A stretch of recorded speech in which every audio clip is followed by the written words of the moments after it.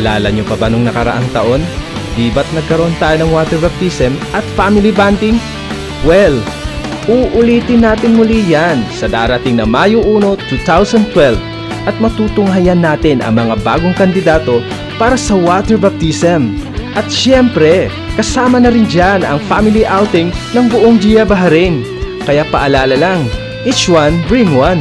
Each one bring one. Pagkakataon mo na yan to share the Word of God. Magsisimula ang ating programa sa ganap na alas 7 ng umaga hanggang 1:00 ng hapon.